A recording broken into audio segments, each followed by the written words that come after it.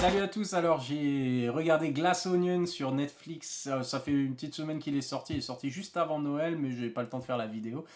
Euh, c'est encore une fois, nouveau film de Ryan Johnson qui est un réalisateur que j'adore, qui a encore un mauvais film à faire dans sa filmographie, hein, parce que entre l'excellent Brick, le plutôt pas mal, une arnaque presque parfaite, le formidable Star Wars épisode 8 que je considère comme l'un des meilleurs Star Wars et l'un des mieux écrits. Oui, je fais partie de cette team-là.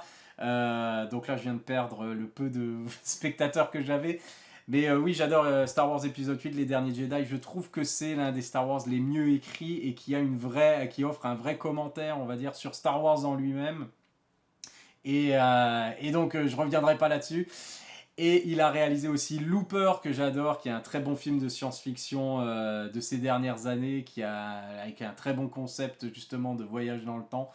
Il a également réalisé À couteau tiré, qui est en fait le premier volet de cette saga qu'il a créé autour d'un détective à la Agatha Christie, à la Hercule Poirot, ou à la Miss Marple, si vous voulez, ou Sherlock Holmes, voilà. La saga du détective privé Benoît Blanc, interprété par Daniel Craig. Il avait commencé avec À couteau tiré, du coup, il y a quelques années, ça doit faire 3 4 ans, qui était vraiment déjà un petit bijou du genre, film avec une intrigue policière justement, avec un mystère, avec les différents points de vue au fur et à mesure qu'on parle avec des témoins, qu'on a leur point de vue sur la scène qui s'est passée, la scène de crime, etc. Et on adore ce genre de Cluedo. Euh, N'en déplaise à Benoît Blanc qui déteste ce jeu. Et du coup, on avait déjà pour le premier À couteau tiré un casting excellent. Et là, on en continue avec un autre casting excellent, bien sûr, autour de Daniel Craig. Et on passe une nouvelle fois un très très bon moment. C'est tellement divertissant, c'est tellement bien joué, c'est tellement drôle, c'est tellement de la comédie, c'est tellement même autour de choses très sérieuses et bien sûr d'une histoire de meurtre. Et il y a même des moments vraiment d'émotion. Et je trouve que même si il est allé dans quelque chose d'un peu plus, on va dire, euh, surréaliste dans le décor et dans le lieu de l'action, on va dire, hein, parce qu'on est sur une petite île privée chez un milliardaire interprété par Edward Norton, qui vient de la big tech, on va dire, et qui organise voilà, une murder party pour son anniversaire et qui invite plusieurs personnes qui ont complètement rien à voir les uns avec les autres, mais qui ont quand même un point commun. Et c'est sympa de découvrir justement, de voir un peu qui sont ces personnes et en quoi elles sont liées et qu'on découvre au fur et à mesure. Et c'est ça qui est excellent, c'est qu'en dehors voilà, de l'intrigue principale, on a tellement de bonnes idées, on va dire, au niveau des personnages secondaires qui sont pas là juste pour être des... Alors si, c'est un peu des caricatures justement de personnes qui existent vraiment. On pourrait parler de stéréotypes si on veut, mais qui ont chacun, on va dire, leur motivation, chacun leur personnalité, qui sont très bien écrites et toujours au service justement on va dire, de l'intrigue principale. Et je trouve ça vraiment très bien. Et je pense avoir préféré, mais ça fait longtemps, il faut que je me revoie maintenant en fait le premier À couteau tiré. Euh, Parce que je pense avoir préféré le deuxième épisode, parce qu'on a vraiment l'impression que là, Ryan Johnson, il a posé les bases, le concept, voilà, avec le premier film, et là, il s'amuse vraiment avec ce concept-là d'intrigue à tiroir, et puis de jeu encore, parce que c'est un jeu qui est organisé justement dans le film, c'est ça qui est bien, c'est le côté méta encore. Vous avez un jeu, une murder party qui est organisée dans le film, et en fait c'est un jeu aussi avec le spectateur qui essaye de deviner qu'est-ce qui se passe exactement, et bien sûr on se fait mener en bateau du début à la fin, enfin du début déjà jusqu'à la moitié du film, et après de la moitié du film à la fin, on a plein d'éléments voilà, qui sont placés et qui sont divertissant et passionnant, et puis on est vraiment dans le truc. Et même quand il y a un retournement de situation qui nous fait finalement revoir tout d'une manière différente, et qu'on se rend compte qu'en fait on pensait regarder un certain film, mais en fait on regarde, enfin, suivre une certaine intrigue, et en fait on est complètement sur autre chose, enfin pas complètement, mais on est quand même sur autre chose, et ça reste passionnant, et ça reste très très bien vu, et c'est fait avec un humour tellement, on va dire, tellement travaillé, tellement précis et tellement, je dirais même subtil des fois, que ce soit dans quand je parle de la subtilité, c'est au niveau vraiment du décor, encore une fois, la manière dont le décor a été conçu, de manière tellement... c'est tellement évocateur en fait par rapport à ce qui se passe, par rapport à la personnalité de Edward Norton, justement, du milliardaire. C'est tellement énorme, quoi. Et donc il y a ce travail qui est fait justement sur à la fois les personnages, à la fois vraiment le décor, la mise en scène, etc.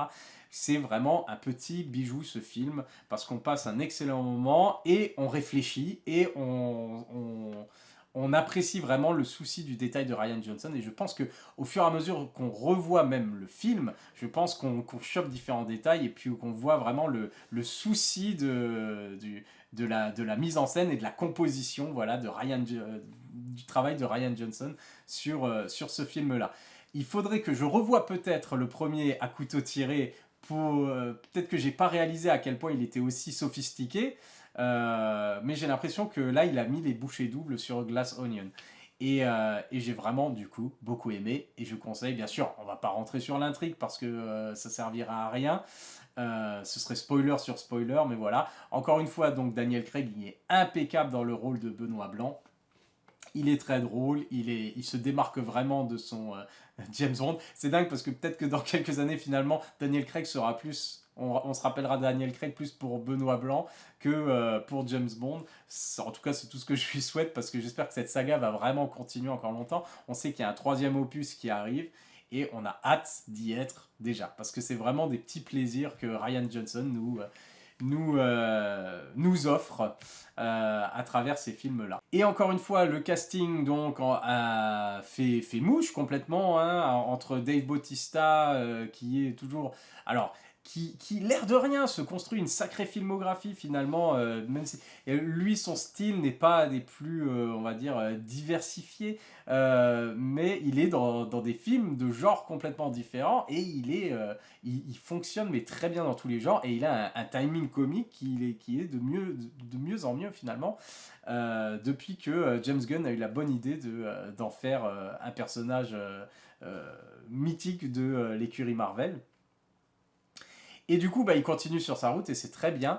Et il y a Janelle Monáe qui est excellent, qui est formidable dans ce film-là. Il y a Kate Hudson qui est tellement drôle.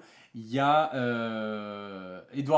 c'est Edward Norton, je pense, qui a la palme quand même ici, dans ce rôle de multimilliardaire complètement toqué, qui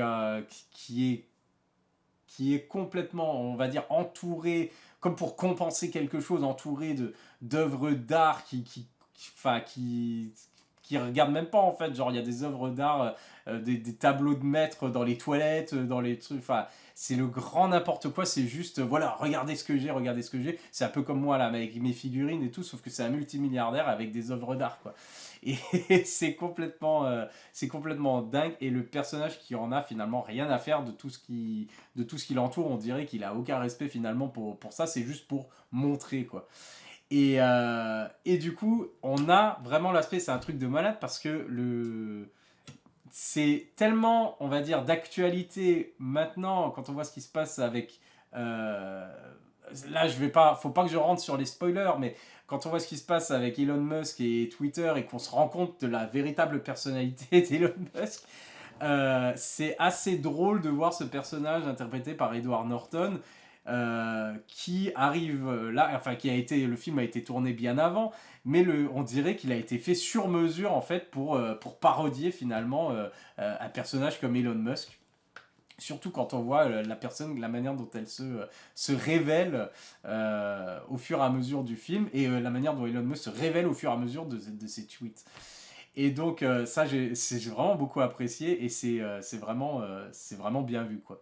C'est un peu dommage, je dirais, juste le seul point négatif de ce film a rien à voir avec le film en lui-même, c'est il est pas sorti au ciné alors que ça aurait été une superbe séance de cinéma. Une superbe séance de cinéma. Et le film fait genre, je crois qu'il fait 2h30 le film, mais on les voit tellement pas passer, en tout cas moi en tout cas, et la famille avec qui j'ai regardé, on a vraiment passé un beau moment, on a ri, et c'est vraiment, alors c'est bien regarder en famille, voilà, un soir de Noël, où voilà, on est dans l'ambiance et tout, et ça passe très bien, mais on se dit, ça aurait été une super expérience sur grand écran, avec une salle remplie, et qui rigole aussi, et qui passe un très très bon moment. Voilà, donc dommage que j'ai pas pu voir ce film au cinéma, mais en même temps, je peux pas dire, j'ai passé un super moment avec la famille en train de regarder ce film-là aussi. Donc voilà, je conseille vivement, du coup, de regarder À couteau tiré, le premier opus, qui n'a rien à voir, hein, c'est juste le personnage qui est au cœur, le détective qui est au cœur de deux enquêtes différentes. Mais voilà, pour commencer par le commencement, regardez la première enquête de Benoît Blanc dans À couteau tiré, et après enchaîner avec Glass Onion sur Netflix, du coup. C'est vraiment cadeau. C'est du bijou, j'adore. Voilà, c'est tout pour Glass Onion. À la prochaine. Bye.